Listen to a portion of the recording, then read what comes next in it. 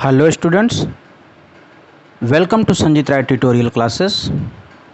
तो आज हम लोग पढ़ते हैं chapter second microorganism foe और फ्रेंड के एक्सरसाइज। तो जैसा कि आप देख रहे हैं, ये आपकी बुक कार्डोवा की बुक का सेकंड चैप्टर।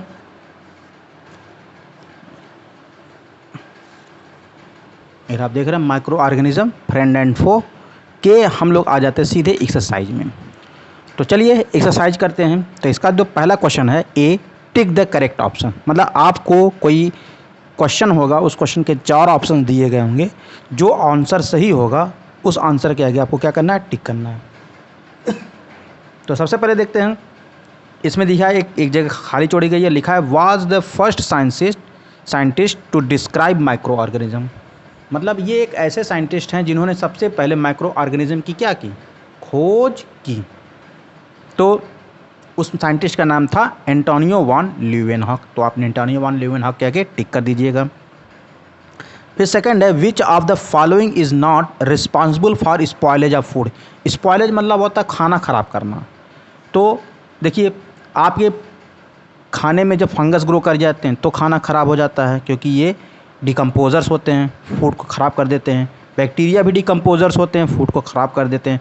और केमिकल बैड ऑडर और स्मेल प्रोड्यूस करते हैं, जिसकी वजह से तब भी खाना ख़राब हो जाता है।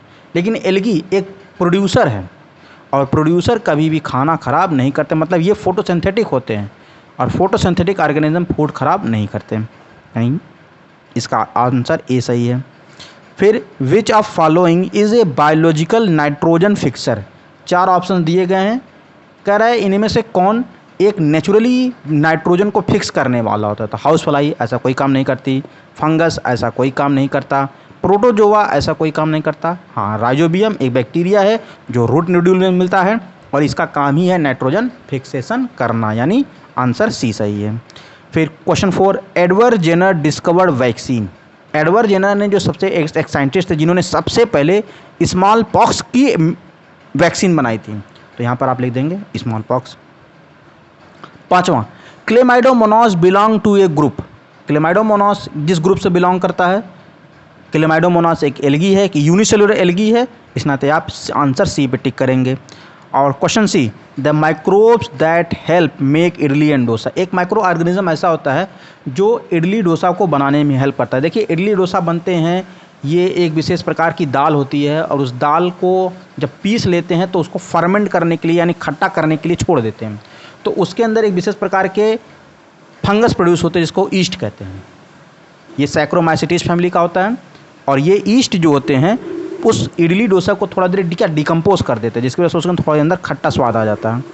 तो ये इडली इसके लिए हो जाता है।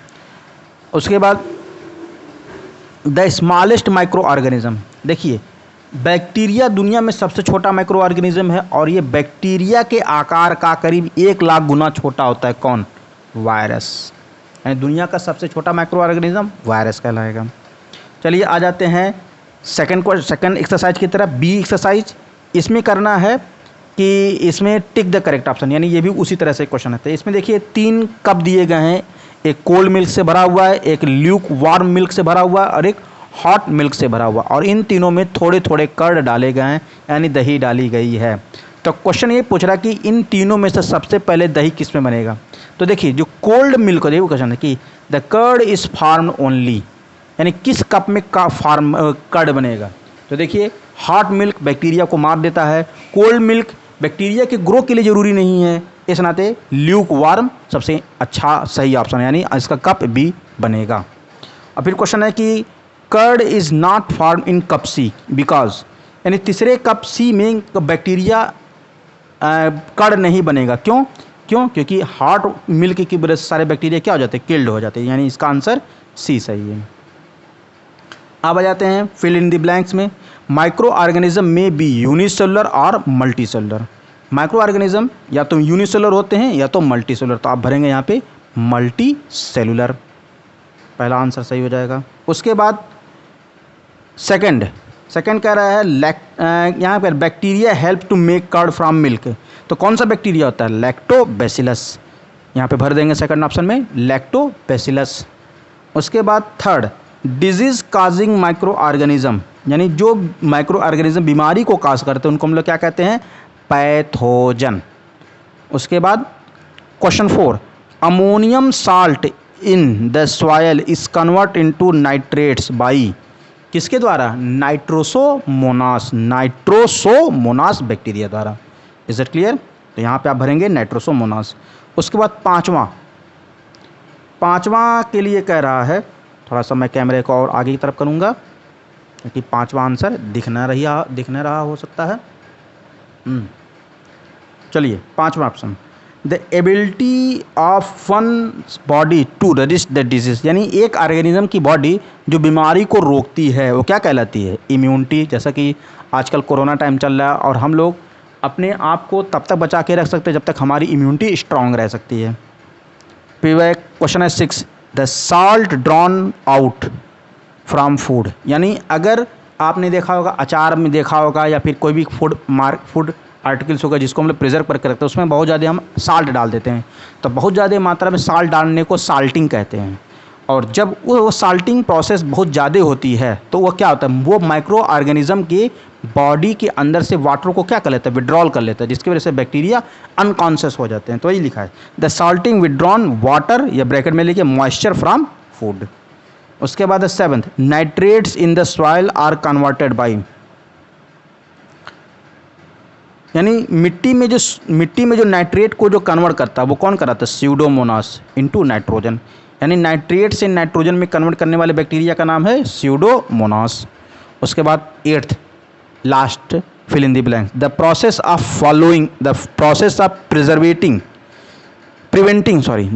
Of preventing food spoilage by chemicals और physical method is called food preservation, यानी केमिकल द्वारा या फिजिकल मेथड द्वारा फूड को संरक्षित करने के प्रोसेस को हम लोग क्या कहते हैं? फूड प्रिजर्वेशन कहते हैं।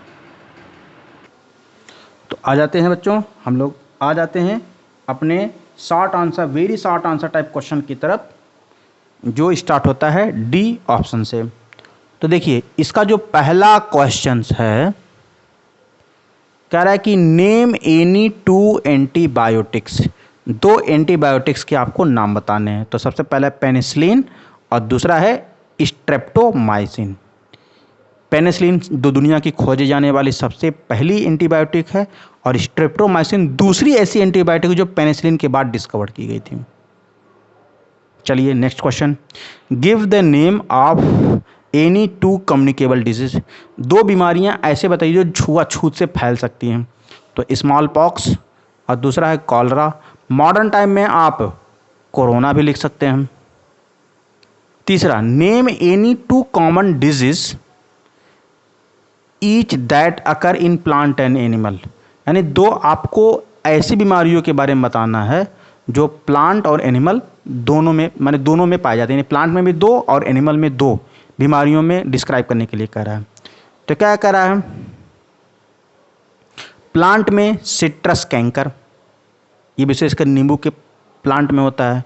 और दूसरा है ब्लाइट, लेड ब्लाइट, BLIGHT, ये आलू में होने वाली बीमारी है। आपने देखा होगा कभी कभार आप आलू को बीज से जब चीरते हैं तो केवल बीज का आलू ही सड़ा निकलता है, तो वो लेड ब्लाइट कहलाता है। ये केवल आलू में होता है। तो ये प्लांट में होने वाली 2 बीमारियां हो गई। अब आ जाते हैं एनिमल में होने वाली 2 बीमारियां। तो एक ट्यूबरकुलोसिस लिख दीजिएगा और दूसरा कॉलरा लिख दीजिएगा। हो गया?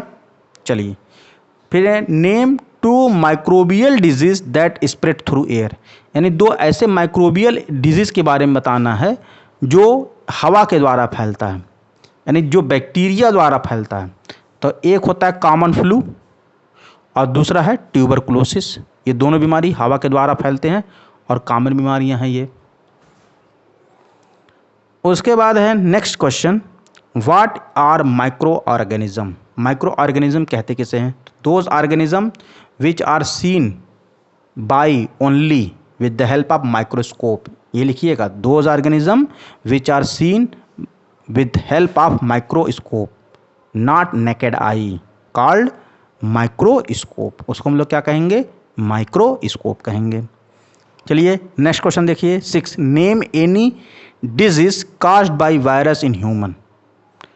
तो वायरसों द्वारा इंसानों में फैलाने वाले 2 बीमारियां, तो एक मैंने अभी जैसे लिख दिया कोरोना ही लिख दिया, क्योंकि वर्तमान समय में कोरोना बहुत घातक बीमारी हो गई है। और दूसरा पॉक्स, जिसको हम लोग चेचक कहते हैं, ये 2 बीमारियाँ वायरस द्वारा इंसानों में फैलती हैं। उसके बाद आ जाते हैं बच्चों short answer type question. First में पहला है व्हाट इज पास्चुराइजेशन। पास्चुराइजेशन क्या होता है? तो देखिए व्हेन हीट, यहाँ देखिए मैंने यहाँ पे लिखा when milk is heated at 70 degree Celsius for 15 to 30 second and sudden down the temperature, यहाँ पे टी लिखा temperature, at 10 degree Celsius, such process is called. ये बात मैंने नहीं लिखा, यहाँ पर लिख दिए such, SUCH, such process are called pasteurisation. Is it clear? चलिए नेक्स्ट क्वेश्चन आ जाते हैं। How do leguminous plant increase soil fertility. Leguminous plant soil fertility को कैसे इंक्रीज करते हैं? तो इसका आंसर सही होगा by intake of atmospheric nitrogen change into nitrate. Leguminous plant क्या करते हैं? वो हवा में उपस्थित नाइट्रोजन को किस में कन्वर्ट कर देते हैं? नाइट्रेट में। और नाइट्रेट जो होते हैं वो प्लांट के ग्रो के लिए सबसे ज़रूरी होता है। तो आपके बारे इतने लिखेंगे by intake of atmospheric nitrogen change into nitrate are called, नहीं कुछ नहीं कॉल्ड मत लिखिएगा, बस छोड़ दीजिएगा, ये हो जाएगा। उसके बाद थर्ड क्वेश्चन है what is meant by nitrifying bacteria. Nitrifying bacteria कहते किसे हैं?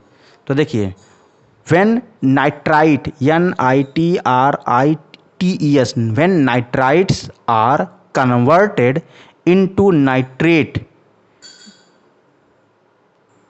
जब नाइट्राइट को हम नाइट्रेट में कन्वर्ट करते हैं by bacteria are called nitrifying bacteria, तब उसको हम लोग क्या कहते हैं? नाइट्रीफाइंग बैक्टीरिया कहते हैं।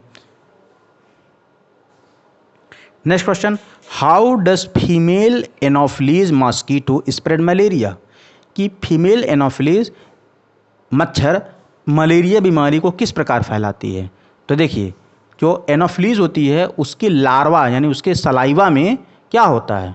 माइक्रो ऑर्गेनिज्म होते हैं, और वो जब किसी को काटती है तो वो काटने के दौरान ही वो माइक्रो ऑर्गेनिज्म उस व्यक्ति के शरीर के अंदर इंजेक्ट हो जाता है, और जिसकी वजह से मलेरिया बढ़ जाता है। तो मैंने वही बात लिखा हुआ है कि while sucking blood of human, while sucking blood of human it transmit Plasmodium, यही है वो इन बैक्टीरिया माइक्रो ऑर्गेनिज्म है Plasmodium, it transmits Plasmodium into the human blood that cause malaria. और इसी से कौन सा होता है? मलेरिया। इसको हिंदी में हम लोग कहते हैं जूड़ी बुखार कहते हैं। इसमें शरीर पे बहुत ज़्यादा कपकपी आती है और ठंडक लगती है। उसके बाद नेक्स्ट क्वेश्चन है how do antibiotic work. Antibiotic कैसे वर्क करते हैं? The antibiotic kills or prevent the growth of microorganism. ये ऐसे ही वर्क करता है कि या तो एंटीबायोटिक्स बैक्टीरिया को मार देता है या तो उनकी ग्रोथ को रोक देता है। अब है अगला question short answer type question. तो शॉर्ट आंसर क्वेश्चन में जगह न होने की वजह से मैं आपको पेजेस से बता दूंगा कि वो कहाँ पे वो आंसर मिल जाएंगे। तो देखिए क्वेश्चन है how do virus differ from micro organism. Virus जो होते हैं माइक्रो ऑर्गेनिज्म से कैसे डिफर होते हैं? तो देखिए मैंने यहाँ पे टिक करके ये पेज नंबर 20 में आ जाइए। तो पेज नंबर 20 में आ जाइए आप लोग।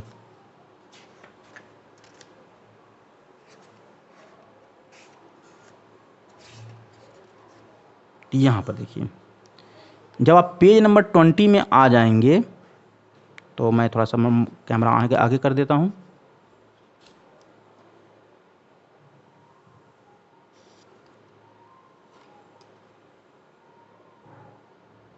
तो ये देख रहे हैं बच्चों, तो यहाँ से देखिए virus can not grow and reproduce on their own. ये पहला डिफर हो जाएगा कि वायरस रिप्रोड्यूस कर सकते हैं, वायरस अपनी जैसे वायरस को नहीं प्रोड्यूस कर सकते हैं।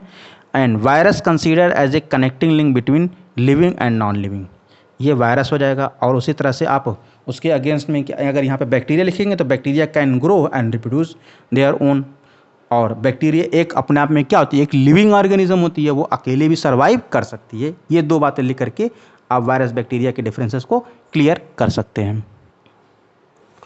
उसके बाद नेक्स्ट क्वेश्चन है what is meant bye fermentation, fermentation क्या होता है?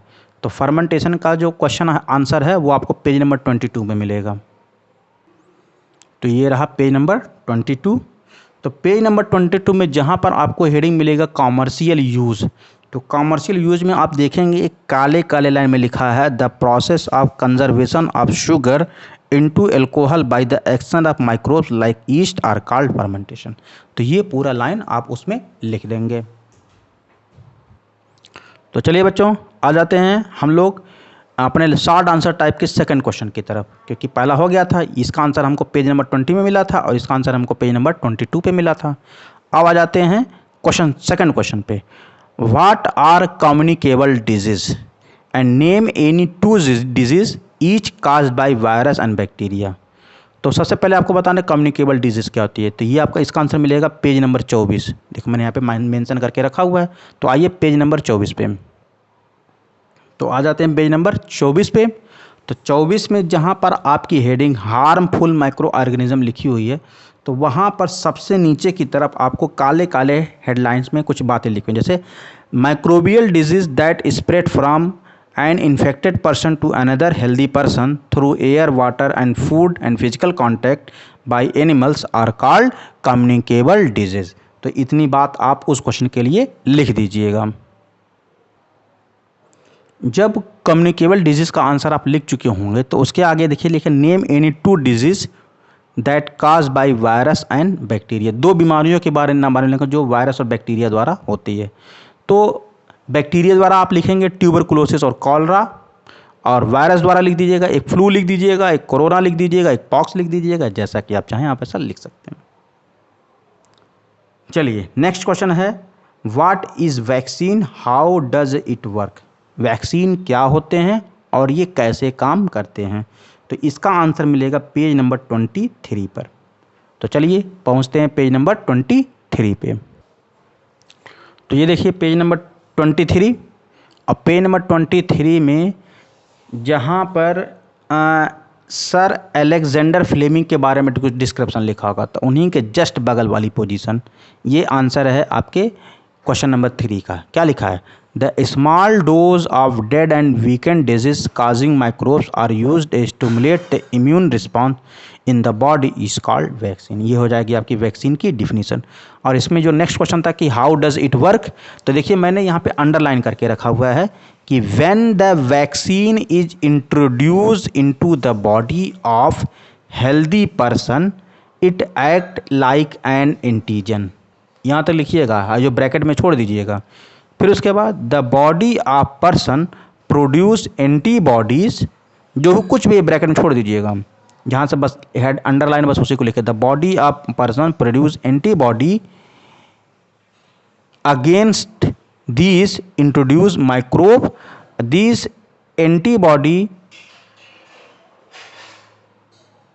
remain in the body and protect him against a further infection of some microbes। तो यहाँ से लेकर के जितने भी ब्रैकेट में बात लिखी उसे छोड़ दीजिएगा और बाकी सारी बातें लिख लीजिएगा।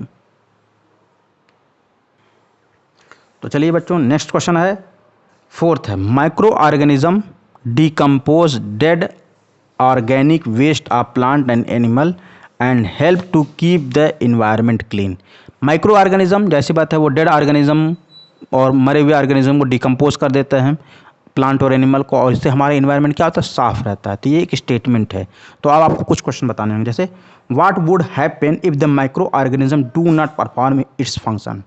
अगर माइक्रो ऑर्गेनिज्म अपने फंक्शन को परफॉर्म नहीं करेंगे तो क्या होगा। तो जैसी बात है जो डेड ऑर्गेनिज्म हो जाते हैं उनका डिकम्पोजिशन नहीं होगा, और डिकम्पोजिशन नहीं होगा तो वो हमारे इन्वायरमेंट में बैड ऑर्डर फैला देंगे और गंदगी फैल जाएगी, जिसकी वजह से बीमारियां भी बढ़ जाएंगी। तो मैंने वो बात लिखा हुआ है कि micro organism when do not perform its function the dead organic matter is spread all over and here, organic matter spread all over and here, and bad odor is also spreaded, and with spreading the disease उससे क्या फैलती है, बीमारी भी फैल जाती है।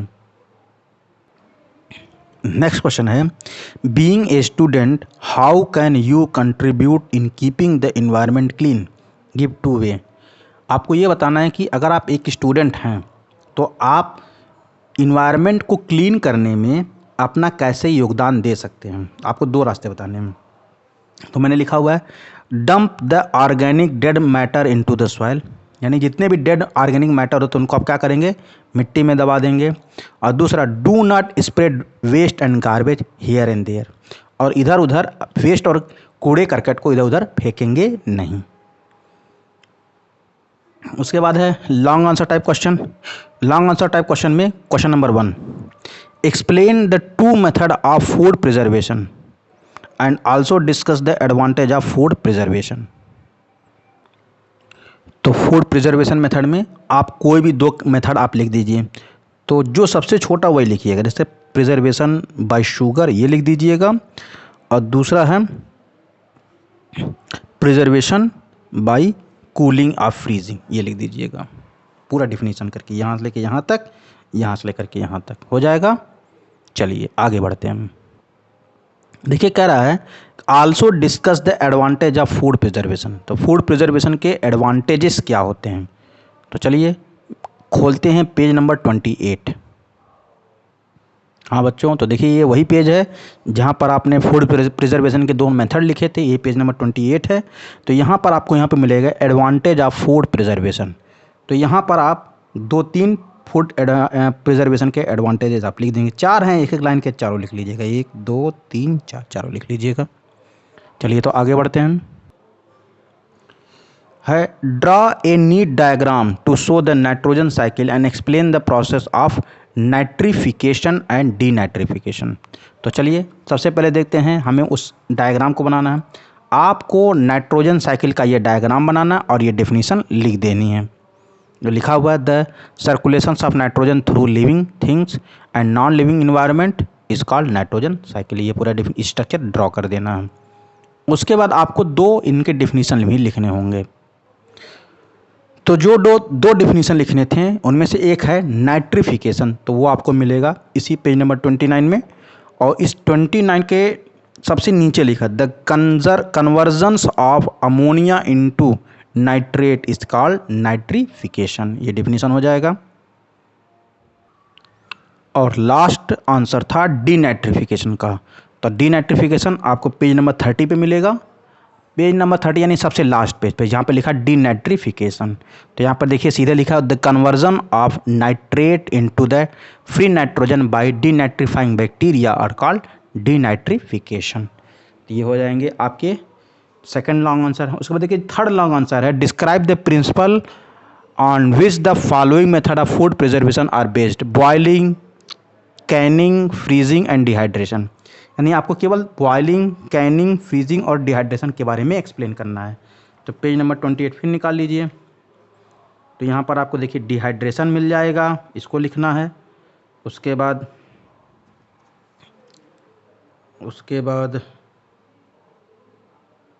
हाँ और क्या लिखना था, बॉइलिंग। ये बॉइलिंग तो आप क्लियर कर लिख सकते हैं कि जब किसी सब्सटेंस को 100 डिग्री सेल्सियस उबाल देते हैं तो उसके मोस्ट ऑफ द बैक्टीरिया क्या हो जाते हैं, मर जाते हैं। तो ये सिंपल सा हो जाएगा। फ्रीजिंग, उसके बाद बचा है फ्रीजिंग, तो आप फ्रीजिंग लिख दीजिएगा यहाँ पर कि हम लोग किसी सब्सटेंस को फ्रीज करते हैं तो उसके अंदर सारी माइक्रोबियल एक्टिविटी क्या हो जाती है, जीरो हो जाती है, जिसकी वजह से हमारा मैटर लंबे समय तक प्रिजर्व किया जा सकता है। और जो लास्ट क्वेश्चन है चैनिंग, जिसको बोलते हैं कैनिंग। कैनिंग मतलब होता है कैन, यानी डिब्बे के अंदर प्रिजर्व करना। तो देखिए जो डिब्बे के अंदर जो कैनिंग करते हैं वो एक केमिकल मेथड है, और उसमें मिलाते हैं सोडियम बेंजोएट, सिट्रिक एसिड। तो ये सब क्या आ जाते हैं, कैनिंग मेथड में आ जाते हैं। जैसे जैम, जेली, ये सब क्या है, कैनिंग मेथड में आ जाते हैं। तो बच्चों तो ये हैं सारे एक्सरसाइज पेज चैप्टर 2 के। तो आपको ये वीडियो कैसा लगा आप इसको कमेंट सेक्शन में कमेंट करके ज़रूर बताएं। तो हम फिर मिलेंगे नेक्स्ट वीडियो में नेक्स्ट एक्सरसाइज की तरफ। तब तक के लिए गुड बाय, बाय बाय।